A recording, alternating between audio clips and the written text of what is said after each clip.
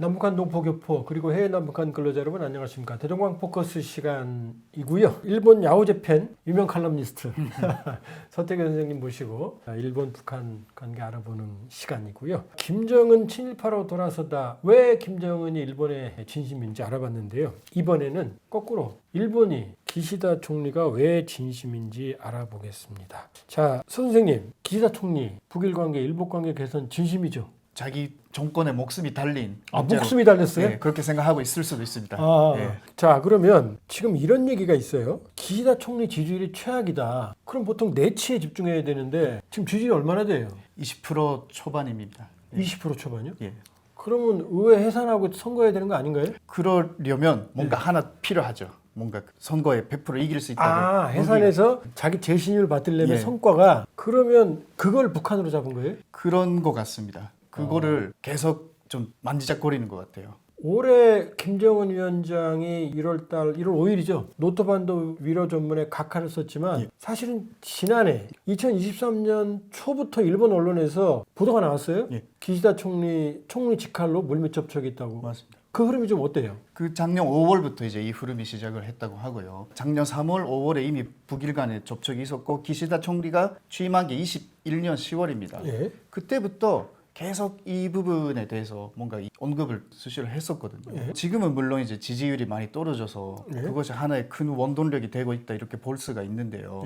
아베 총리는 이 납치로 이제 말하자면 총리가 된 사람이에요. 북한이 일본인들을 해상과 육상에서 불법으로 70년대 80년대 초반에 납치해간 그 사건을 말하는 맞습니다. 거죠? 근데 어떻게 납치 문제로 집권을 했죠? 북한이란 일본이 2002년에 평양에서 이제 최초로 그 정상회의를 하죠. 고이즈미 때. 지지율이 한 15%좀 올라가고. 아니 정상회담 하면 15% 올라가요? 정상회담을 지지한다는 여론이 80%였습니다. 그래서 그 후에 2004년도에도 한 번 또 가요. 2번 갔죠? 그때는 20%가 올랐어요. 제가 보면 기네스북일 것 같은데. 근데 이제 그 과정에서 이제 아베 총리가 간부로 있다가 그 문제를 가로챈 거거든요. 해결하는 게 아니라 이 납치 문제로 북한을 압박한다는 거를 자기 정치적 자산으로 활용하기 시작한 거죠. 잠깐 정리해보면 고이즈미는 납치자 문제로 돌파구를 마련했는데 아베는 더 강경파였나요? 엄청나게 강경파죠.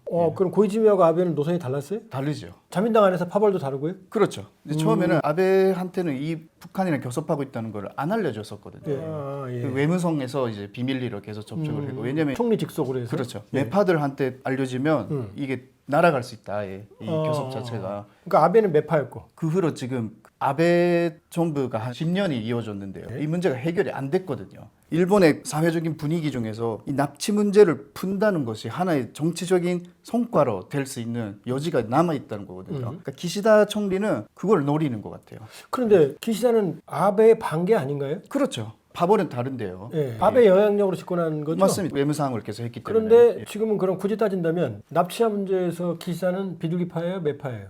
그건 어렵습니다. 한 중간 정도 아닌가. 실용주의? 그런 것 같습니다. 그런데 지금 이제 문제는 이제 간과하기 쉬운 게요. 북한 납치 문제도 아베는 무슨 이야기를 했었냐면요. 이 문제가 가장 중요한 문제고 절대로 양보할 수 없고 모든 사람이 돌아와야지 해결되는 문제다.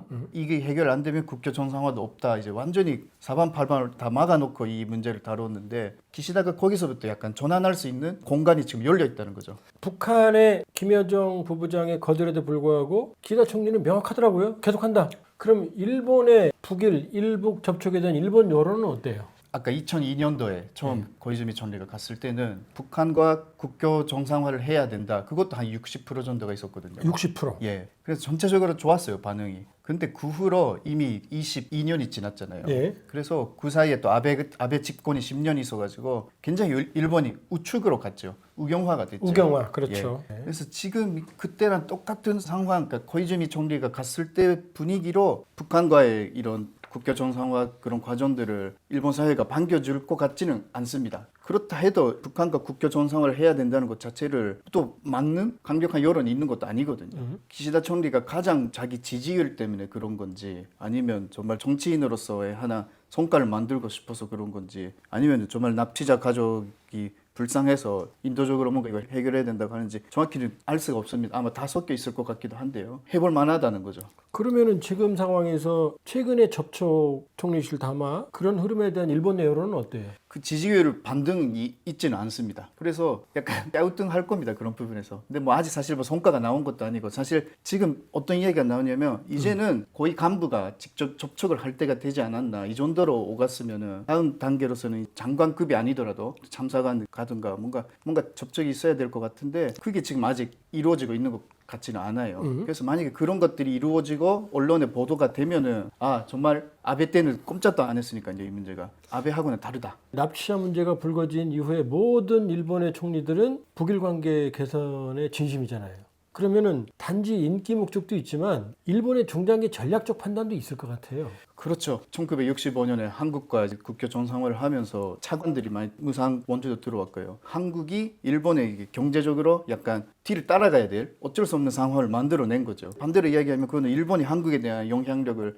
가질 수 있게 됐다는 거고요. 실제로 많이 영향을 미쳤죠. 그렇죠. 똑같은 거를 북한에 대해서도 사실은 노리고 있다. 그리고 뭐 이런 이야기들이 있습니다. 이제 식민지 때 자료들을 일본은 지금도 다 가지고 있어요. 북한 지역에 그 지하 자원이 어디 있고 그런 것들을 다 가지고 있기 때문에 굉장히 유리한 입장에 있다는 거죠. 지금 마침 이제 한국과 북한이 이렇게 단절이 됐기 때문에 그 틈을 타서 우리가 북한을 개발 먼저 이렇게 찍겠다, 깃발 꼽겠다 뭐 그런 생각이 드는 거는 별로 부자연스럽지가 않아 보입니다. 100억, 200억 달러 정도 예상되는 수교 배상금도 제가 알기로는 현금이 아니라 인프라 건설이나 맞습니다. 현물로 주는데 맞습니다. 그러면 북한 경제가 일본에 종속될 가능성도 높겠네요. 의존성이. 그렇죠. 영향력이 굉장히 일본에 늘어나겠죠. 그거는. 그러면 우리로서는 북한을 세계 사회로 끌어들이는 북일 수교 협상이 있지만 또 솔직히 말하면 일본 입장에서는 한반도의 거대한 통일 민족국가 탄생하는 거 부담스럽고 예. 북한과 관계를 개선하면 양쪽을 관리하는 그런 전략적 셈법이 있지 않을까요? 그거 아주 고도의 전략이 될 텐데요. 예. 그런 생각을 하는 사람들이 틀림없이 있을 겁니다. 그거는. 예. 지금이 좋은 기회다는 거죠. 둘도 없는 기회일 수도 있죠. 지금 정말 남북이 이렇게 대치 상황이 있는 상황에서.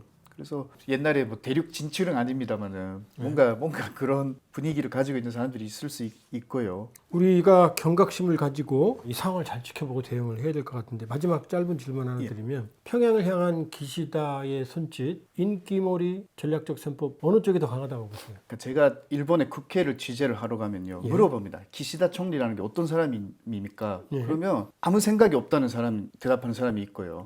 뭐 생각이 있을 것 같으면서도 없다. 아니면은 생각보다 대범하다는 사람이 있어요. 그래서 아까 주신 질문은 전략적 결단이었으면 앞으로 많이 움직일 거예요. 근데 인기몰이면 안 움직일 것 같은 느낌이 듭니다. 역시 칼럼니스트답게 피해 나가시네.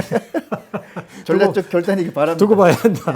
예, 오늘 아주 민감한 주제 기시다 총리 평양을 향한 손짓 알아봤고요. 야후재팬 인기 칼럼니스트 이렇게 말씀드리면 좋죠. 서태교 선생님과 알아봤습니다. 대동강 포스커스 마치겠고요. 좋아요, 구독, 알람 부탁드립니다.